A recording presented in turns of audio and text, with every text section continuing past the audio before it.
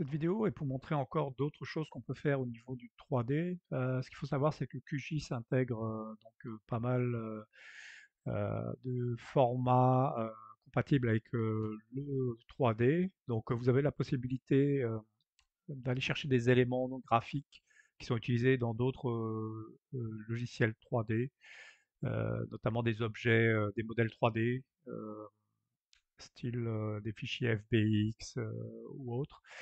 Ce que l'on peut faire en fait, c'est si on souhaite implanter, imaginons, nous avons le territoire ici, l'université de Sherbrooke, et on voudrait implanter des éoliennes sur la montagne. Bah, ce qu'on pourrait faire, c'est positionner des points d'intérêt, et sur chaque point, on pourrait positionner une éolienne. Donc, pour ce faire, on va créer juste une couche, donc temporaire, de points, comme ça. On va aller mettre des points par-ci par-là. Donc voilà. Ce qu'on va définir après sur ces points, bah, c'est la représentation que l'on veut en 3D de ces points. Et une des représentations qu'on peut avoir, en fait, on peut avoir des formes géométriques ou avoir un modèle 3D. Le modèle 3D, en fait, on doit le chercher.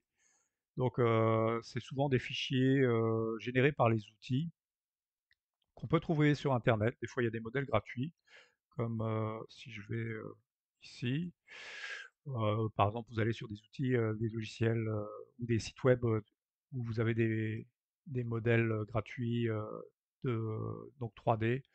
Prendre celui-là, vous voyez des fichiers .obj, c'est parfait. Euh, donc vous téléchargez le fichier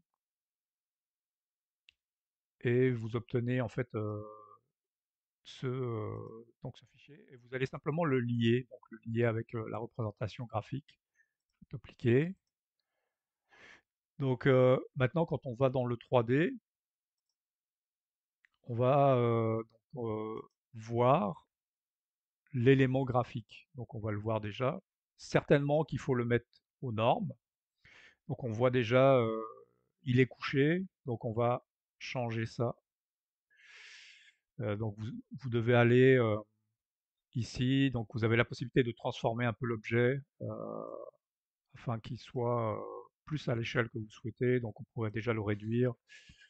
Je vais déjà le réduire pas mal, je pense. On va faire ça comme ça. On va faire 1%. Donc là, c'est peut-être un peu trop. 3, juste pour garder proportion. Voilà, on les voit ici. On voit les trois traits, ils sont toujours couchés. Donc, on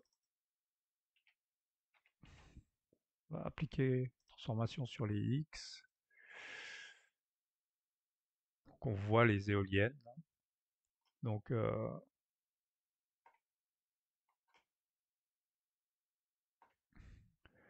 donc on a la possibilité.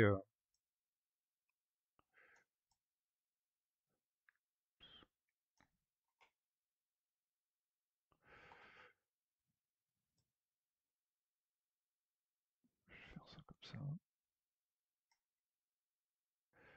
Donc, on a la possibilité d'observer donc le modèle dans QGIS. On peut aller chercher. On va mettre le terrain. Voilà, encore mieux. Ben voilà.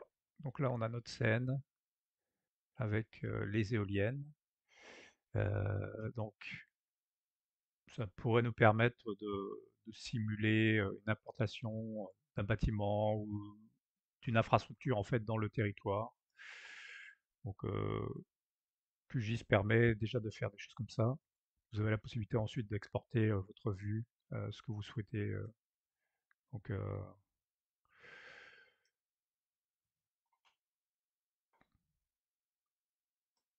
voilà. Donc, on a l'équivalent de ce qu'on pourrait avoir dans d'autres logiciels d'animation. C'est vrai que QGIS est un peu léger sur certains points de vue, mais ça permet déjà d'avoir certains rendus assez intéressants en 3D. Donc on a la possibilité d'intégrer des données, donc nos propres données, et d'intégrer des modèles qui pourraient venir d'autres logiciels.